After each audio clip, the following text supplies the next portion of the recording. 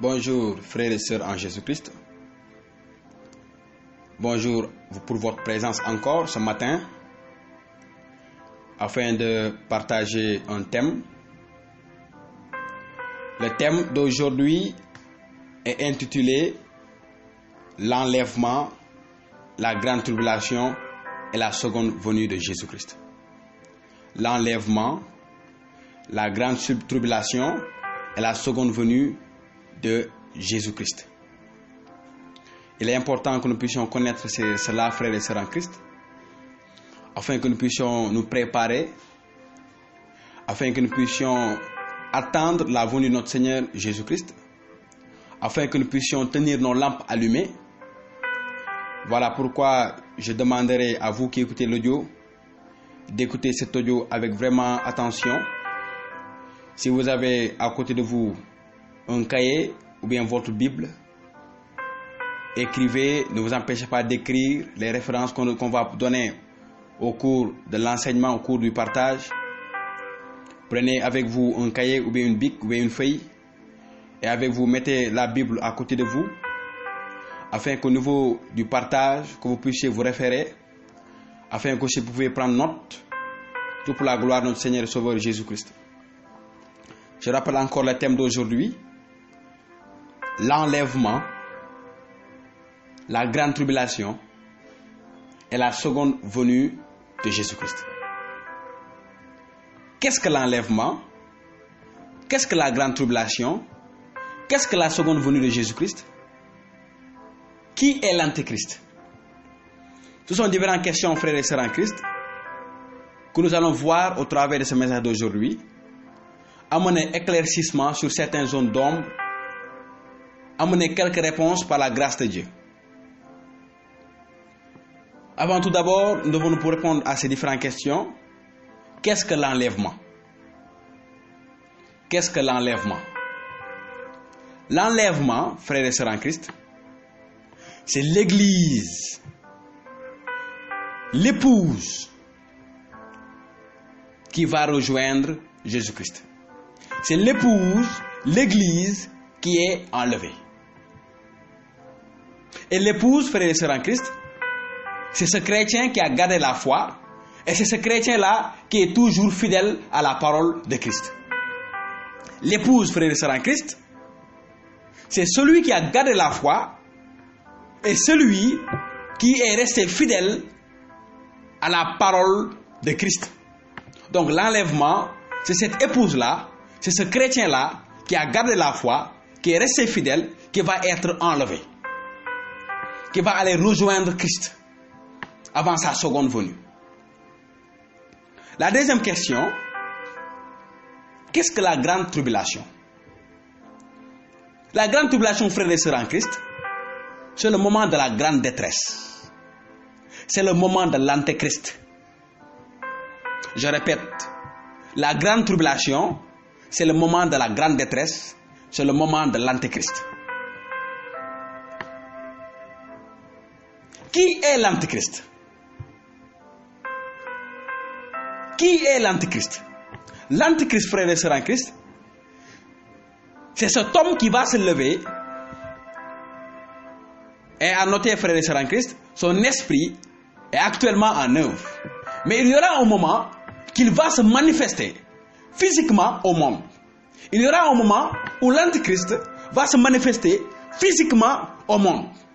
L'Antéchrist, comme le nom l'indique, c'est celui qui va combattre l'Église. C'est celui qui va s'opposer à Christ.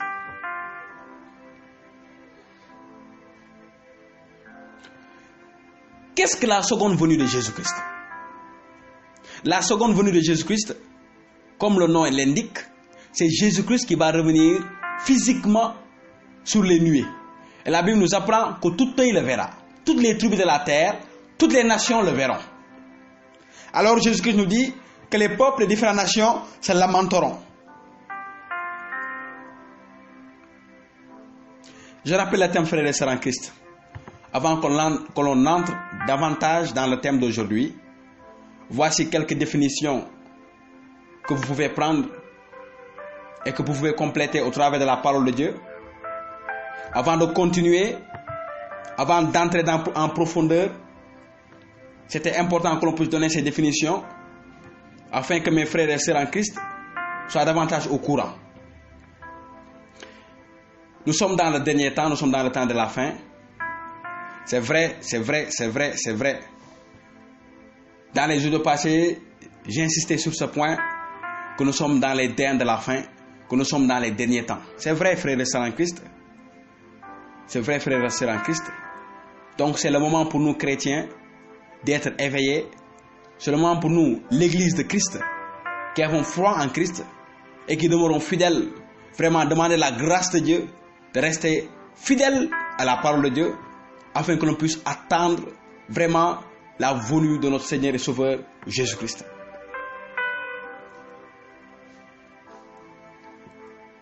L'enlèvement. Parlons-en un peu. Nous allons aller à Matthieu chapitre 24, le verset 37 au verset 42. L'enlèvement, frères et sœurs en Christ, Jésus-Christ nous le présente. Dans Matthieu chapitre 24, le verset 37 à 42, il est écrit: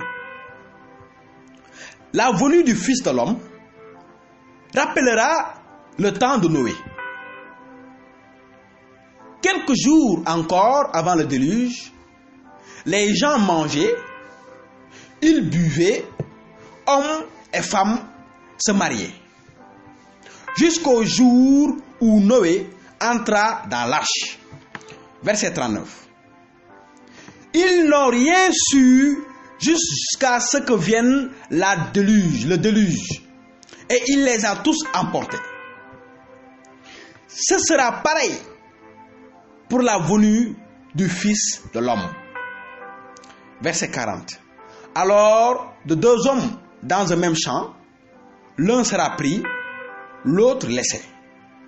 De deux femmes qui tournent la meule côté à côté, l'une sera prise, l'autre laissée.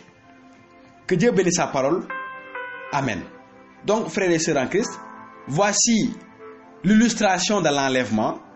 Jésus-Christ lui-même, de sa bouche, il dit que deux personnes seront dans un champ, l'un sera pris et l'autre laissé.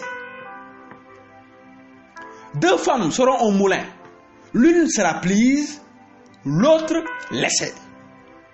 Voici l'enlèvement, frères et sœurs en Christ. L'enlèvement sera quelque chose de subit.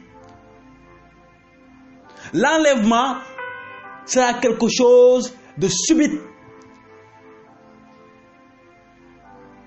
Et beaucoup de personnes seront surpris. Beaucoup de frères en Christ même seront surpris, car ils n'auront pas eu à rester éveillés, car ils n'auront pas eu à garder leur lampe allumée, car ils n'auront pas eu à garder leur flamme allumée. Beaucoup seront surpris par l'enlèvement. Voilà pourquoi Jésus-Christ nous dit, en Matthieu chapitre 24, verset 40, alors de deux hommes dans un même champ, l'un sera pris, l'autre laissé.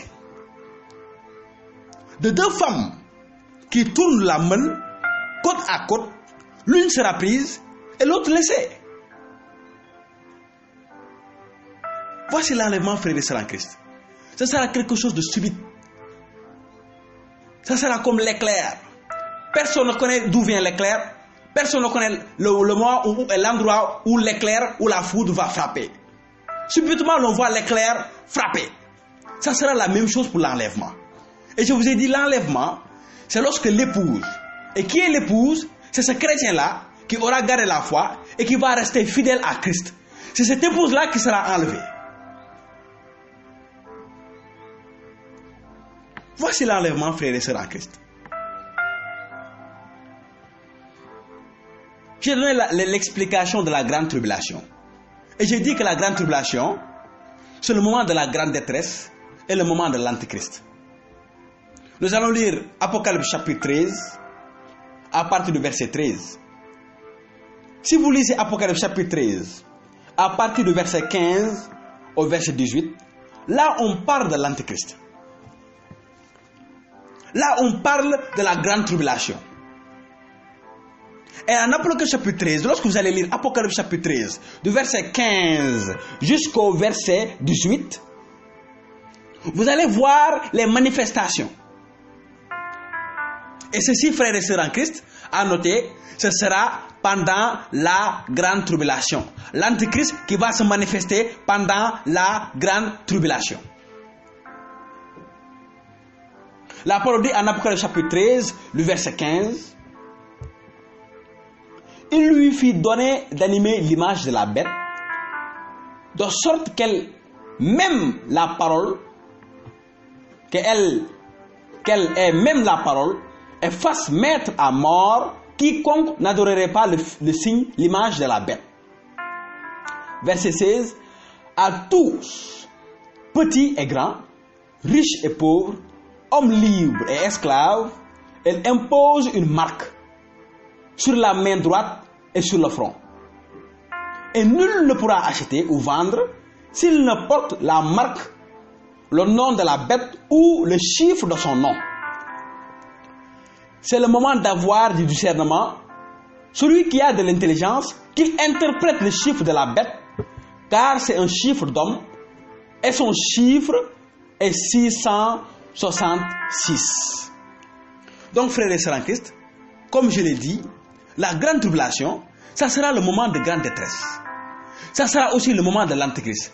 Ça sera le moment où l'Antéchrist va se manifester physiquement. Actuellement, frères et sœurs en Christ, l'Antéchrist n'est pas dans le monde physiquement, mais actuellement, son esprit est à l'œuvre. L'esprit de l'Antéchrist, frères et sœurs en Christ, est actuellement en œuvre dans le monde.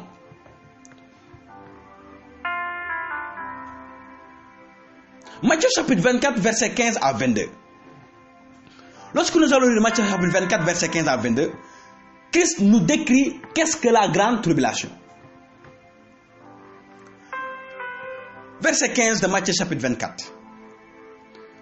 Quand vous verrez ce que le prophète Daniel a écrit, l'abomination du dévastateur installée dans les lieux saints, que le lecteur comprenne. Donc, frères et sœurs en Christ, l'abomination du dévastateur, c'est l'Antéchrist lui-même, qui va venir à son état physique, qui va avoir un corps, et qui va siéger, et qui va diriger le monde. Et ceci, je précise, c'est pendant la grande tribulation. Et la grande tribulation, je redis ça, c'est le moment de la grande détresse et le moment de l'Antéchrist. Verset 16. Alors, fuyez à la montagne, vous qui êtes en Judée.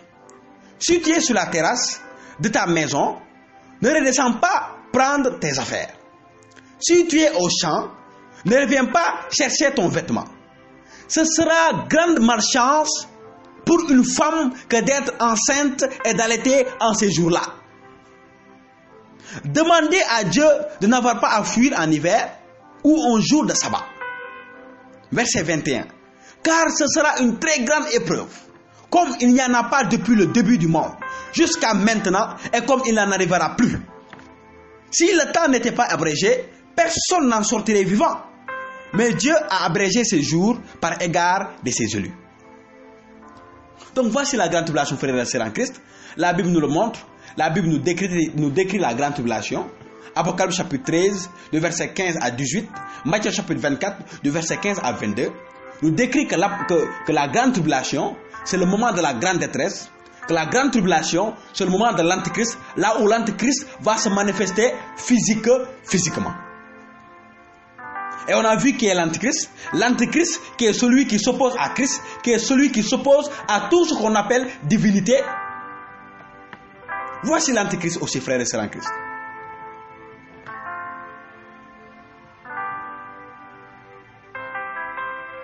Il y a des gens qui se posent certaines questions.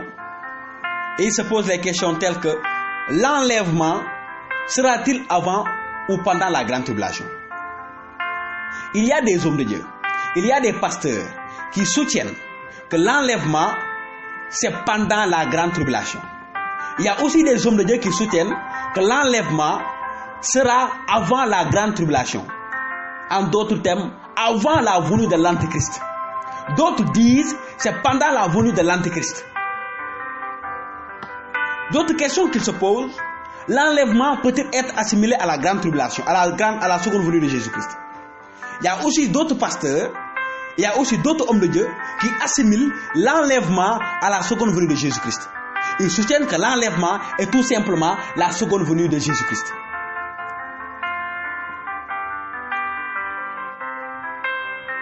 D'autres aussi se posent la question, si l'enlèvement est avant la grande tribulation et la seconde venue de Jésus-Christ, alors ceux qui resteront, seront-ils sauvés? En d'autres termes, ceux qui ne seront pas enlevés, seront-ils sauvés? Il y a des gens, il y a des chrétiens qui se posent encore cette question.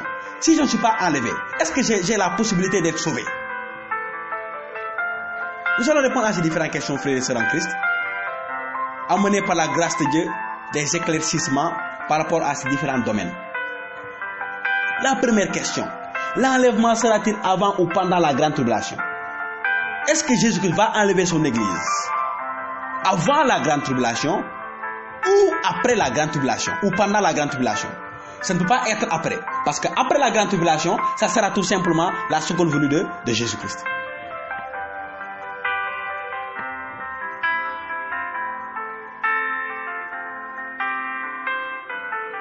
Lisons 2 Thessaloniciens, chapitre 2.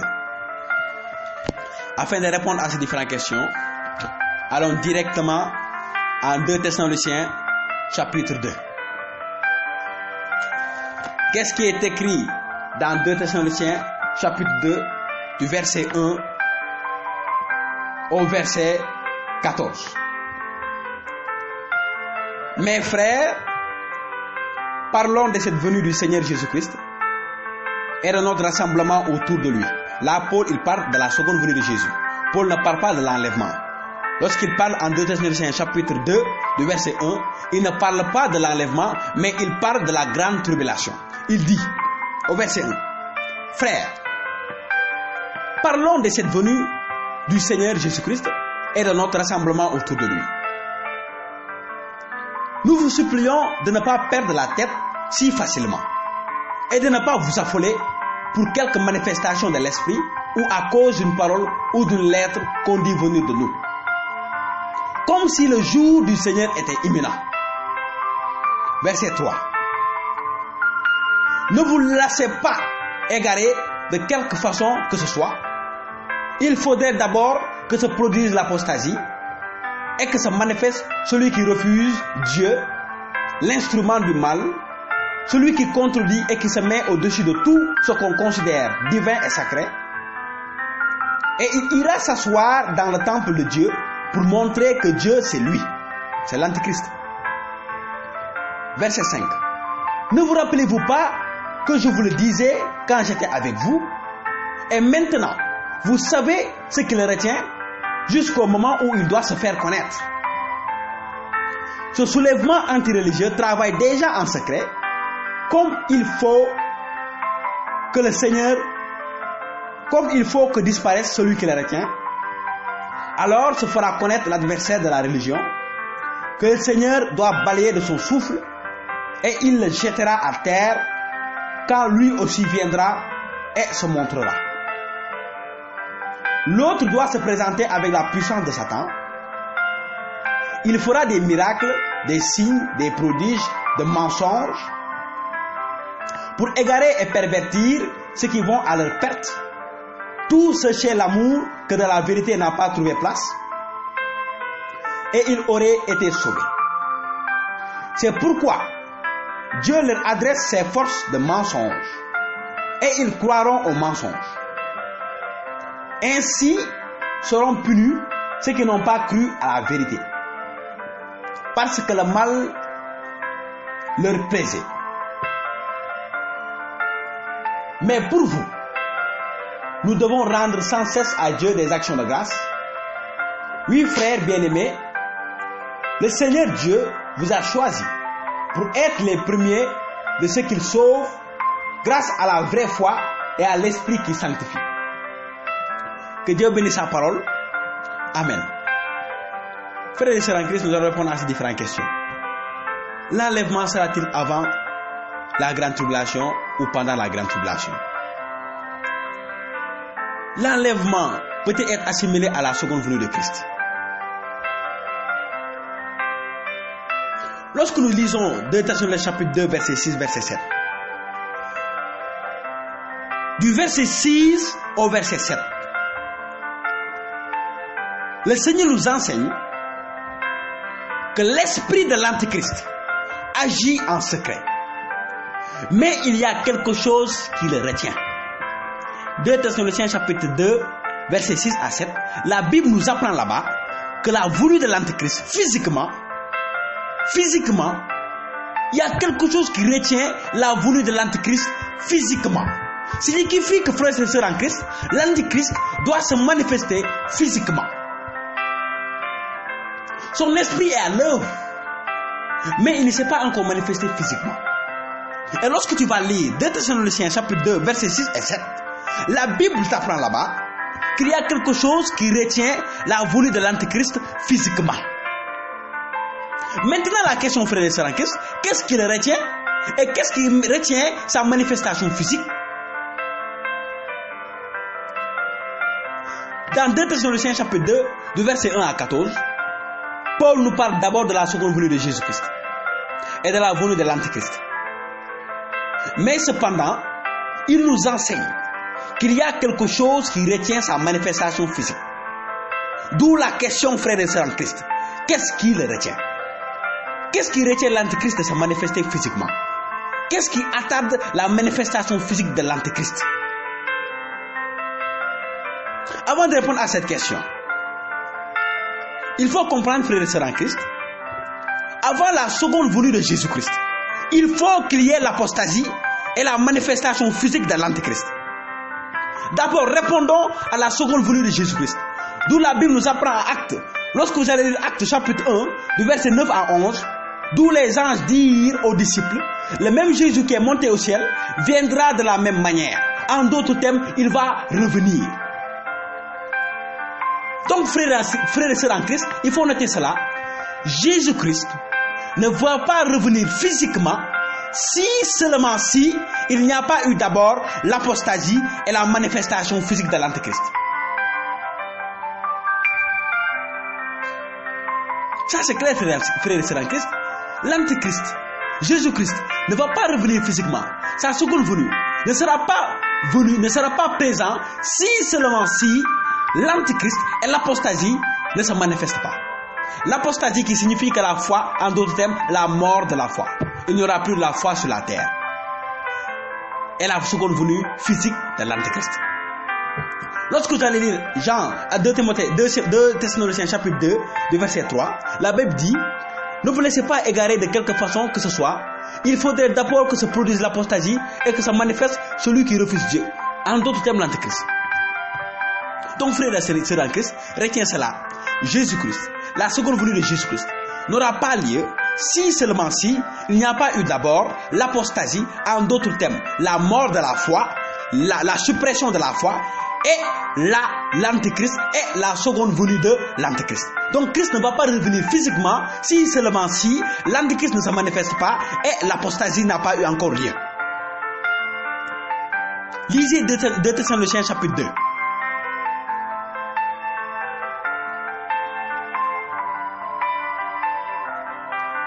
Je vous ai dit au début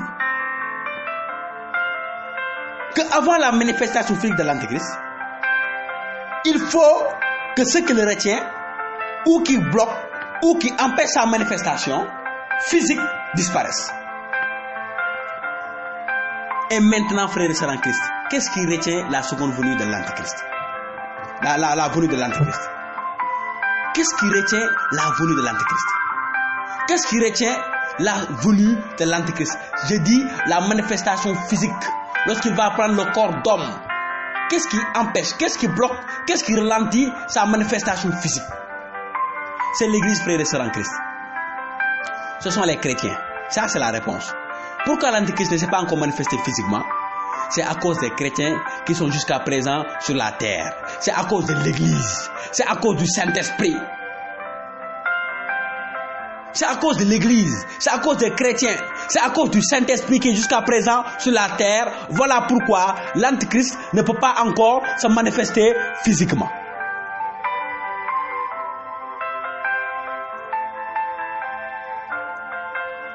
Et maintenant, frères et sœurs en Christ, si la Bible nous apprend en 2 Thessaloniciens, chapitre 2, du verset 1 à 14, qu'avant l'Antéchrist se manifeste physiquement, il faut d'abord que ce qui le retient disparaisse.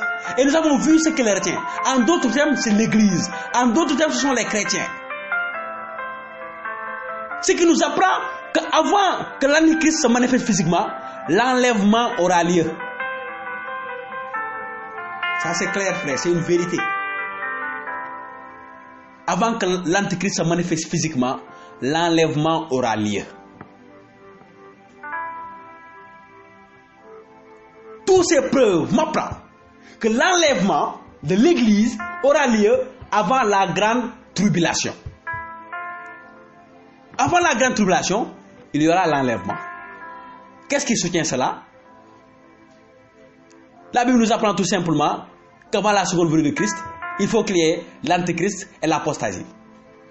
Mais la Bible continue et nous apprend en 2 Thessaloniciens chapitre 2 qu'avant la venue de l'Antéchrist, il faut que ce qui les retient disparaisse. Et qu'est-ce qui les retient? C'est l'Église, c'est toi chrétien, c'est toi chrétienne. Et maintenant, l'Antéchrist ne va pas se manifester physiquement seulement si il n'y aura pas eu au préalable l'enlèvement. Donc ce qui nous apprend, frères et sœurs en Christ, que l'enlèvement est imminent. L'enlèvement est imminent. L'Antéchrist attend que ça. C'est le Saint-Esprit en nous qui retient l'Antéchrist. C'est le Saint-Esprit en nous qui retient la manifestation de l'Antéchrist, frères et sœurs en Christ. Voilà pourquoi c'est le moment de nous réveiller. L'enlèvement est imminent. La Bible nous apprend que l'Antéchrist ne va pas se manifester physiquement seulement si ce qui le retient disparaisse. Et qu'est-ce qui le retient? Nous venons de voir que ce qui retient la manifestation physique de l'Antéchrist, c'est nous les chrétiens, c'est l'Église de Christ, c'est le Saint-Esprit. Et ce qui signifie que l'enlèvement est imminent. Parce que tous les signes qu'on avait dit, tous les signes que Jésus-Christ a dit, les signes des prophètes sont en train d'être manifestes, sont en train de s'accomplir dans le monde actuel. C'est le moment de se réveiller. C'est le moment vraiment, frère, de raviver la flamme de notre foi. C'est le moment, frère et sœurs en Christ, de nous attacher réellement à Christ. C'est le moment, frère et sœurs en Christ, de se détourner du péché. C'est le moment, frère et sœurs en Christ, de te détourner du mal. C'est le moment, frère et sœurs en Christ, de rechercher le salut, de rechercher la connaissance, de rechercher Christ lui-même. C'est le moment.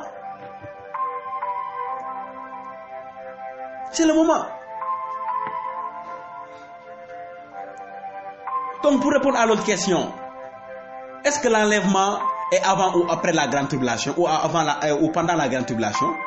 Voici la réponse. L'enlèvement aura lieu avant la grande tribulation. Avant que l'on parle du signe de la bête, qu'on va exiger cela. Avant que personne ne puisse vendre ou acheter sans le signe de la bête, l'enlèvement aura lieu.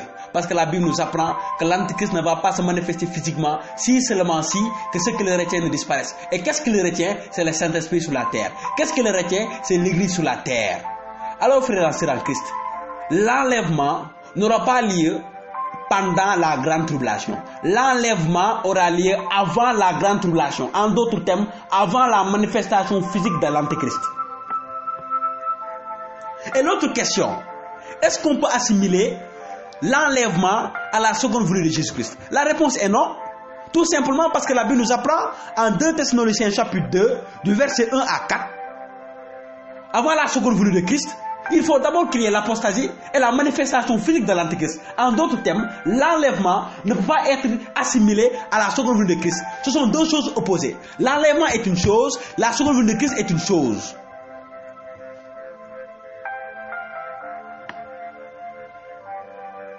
Et l'autre question, frère et sœurs en Christ, ceux qui seront restés, seront-ils sauvés? Ceux qui ne seront pas enlevés avant la grande tribulation, ceux qui resteront, seront-ils sauvés? Seront-ils sauvés? Voici l'autre question, l'autre réponse qu'on doit apprendre. Il y a espoir, oui. Il y a espoir que ceux qui ne seront pas enlevés soient sauvés. Il y a espoir. Il y a espoir pour ceux qui ne seront pas enlevés soient sauvés. Oui, il y a espoir. Ils ne sont pas condamnés. Ils ne sont pas condamnés. Et nous allons voir ça au travers des références bibliques. Lorsque nous allons lire 1 Thessaloniciens chapitre 4, nous n'allons pas lire 1 Thessaloniciens chapitre 4 du verset 13 à 17. Qu'est-ce que ça nous apprend? 1 Thessaloniciens chapitre 4 du verset 13 à 17 nous apprend simplement que les premiers choisis pour être sauvés, ce sont premièrement ceux qui sont morts en Christ, puis ceux qui seront enlevés. Maintenant, ensuite, viendra ceux qui se diront chrétiens et seront laissés. Ceux qui n'avaient pas Christ dans leur vie, au travers de la repentance sincère et de la profession de leur foi en Jésus-Christ. Donc, il y a espoir pour ceux qui ne seront pas enlevés, qu'ils soient sauvés. Oui, au travers de la repentance sincère et de la confession de Christ. D'autres qui n'auront pas Christ dans leur vie, voyant l'enlèvement, ils pourront être sauvés. Oui, c'est vrai, ils pourront être sauvés. Au travers de la repentance sincère et de la confession de foi en Jésus-Christ. Mais il est important à noter aussi que ces derniers seront tués. Ils vont accéder au salut, ils vont accéder à la vie éternelle au travers de la souffrance. Ceux qui ne seront pas enlevés, ceux qui resteront sur la terre, ils auront accès au salut au travers de leur sang, au travers de leur mort. D'autres seront égorgés, d'autres seront lapidés, d'autres seront décapités, d'autres seront pendus, d'autres seront fusillés, d'autres seront asphyxiés, d'autres seront noyés, etc. Donc tous ces gens qui seront restés et qui ne seront pas enlevés, ils vont accéder au salut au travers de leur sang. Ils vont être tués, ils vont être massacrés, ils vont être fusillés. D'où l'importance, frères et sœurs en Christ, de rester éveillés afin que l'enlèvement, lorsqu'il aura lieu, que nous puissions être enlevés. D'où l'importance de rester éveillés. Jésus-Christ a dit à ses disciples, veillez et priez. Lorsque tu ne demeures pas dans cette veille, frère et sœur en Christ, tu risques d'être laissé. C'est vrai, hein, je te dis la vérité, tu risques d'être laissé. En d'autres termes, tu vas subir la grande tribulation. Tu vas subir les persécutions.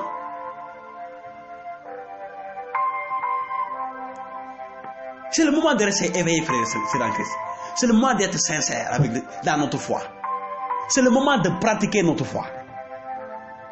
Il n'y a pas de sens de dire que je crois en Christ, que je suis sauvé chrétien et que je ne manifeste pas ma foi et que je ne pratique pas. Il n'y a pas de sens. Il n'y a pas de sens. Il n'y a pas de sens. Il n'y a pas de sens.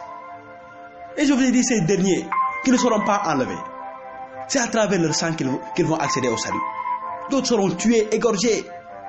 D'autres seront décapités. D'autres seront fusillés. Parce que pendant la grande tribulation, l'Antéchrist va exiger le signe, son signe. Et quel est son signe? C'est le 666 qui va se faire sur le front ou sur la main droite. Et si la personne refuse de recevoir ce signe, il va être tué.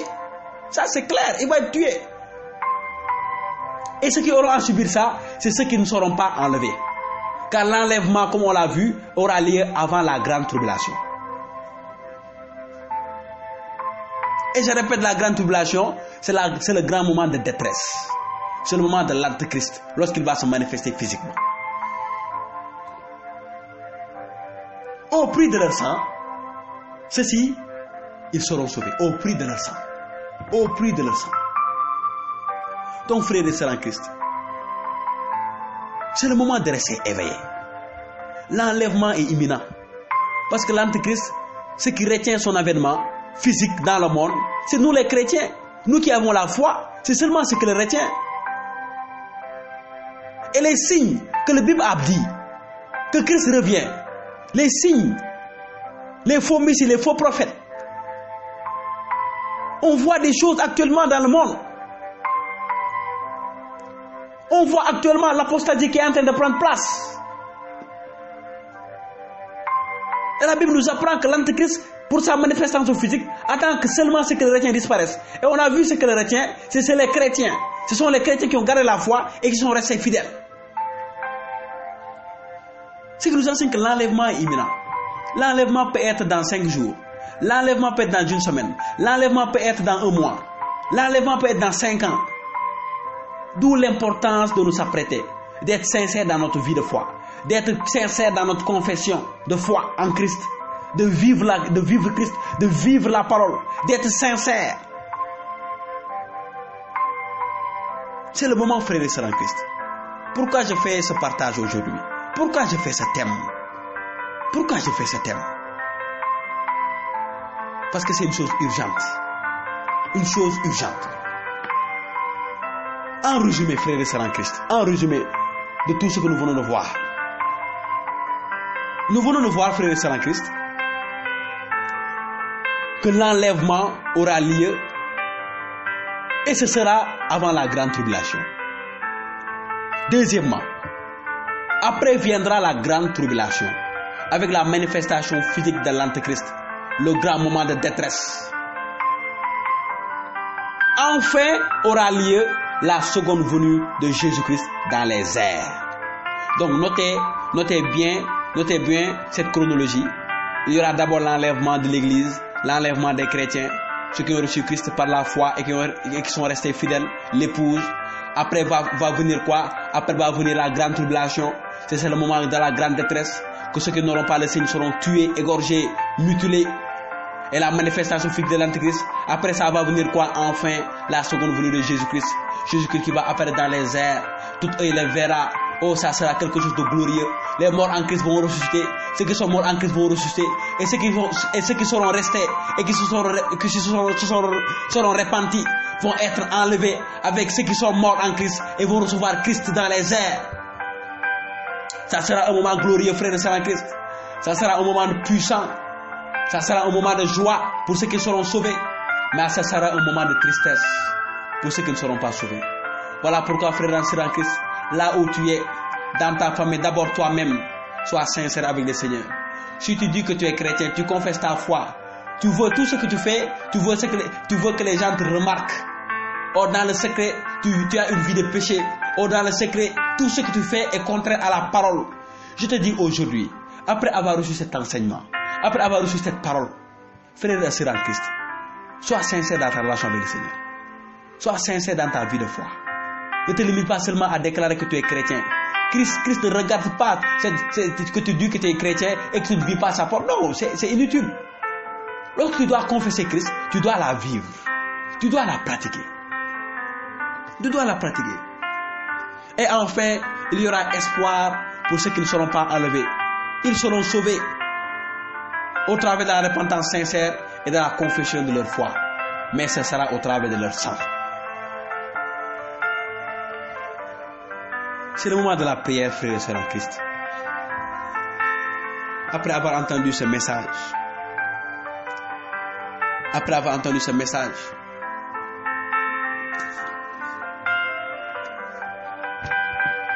d'abord nous allons faire une prière de repentance.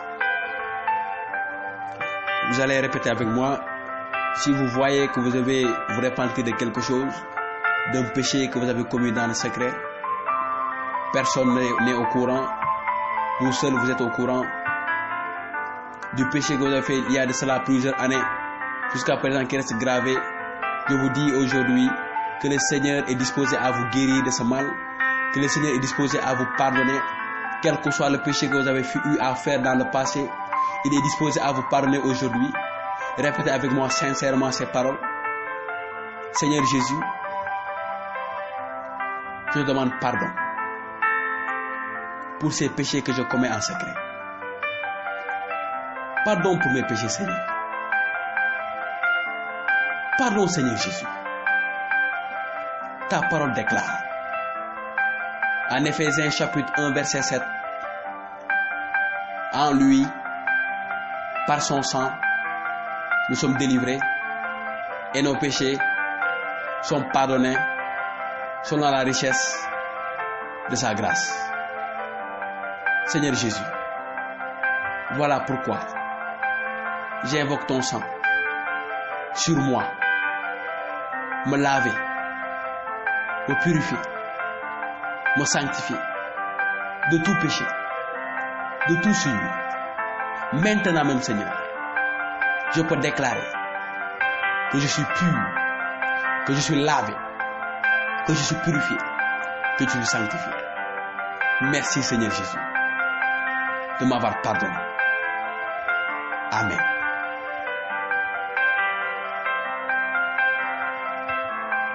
Demeurez tous bénis dans le puissant nom de Jésus-Christ de Nazareth. Que le Seigneur de grâce vous bénisse au travers de ce message. Que le Saint-Esprit vous soutienne dans votre vie de foi. Je laisse mon numéro WhatsApp.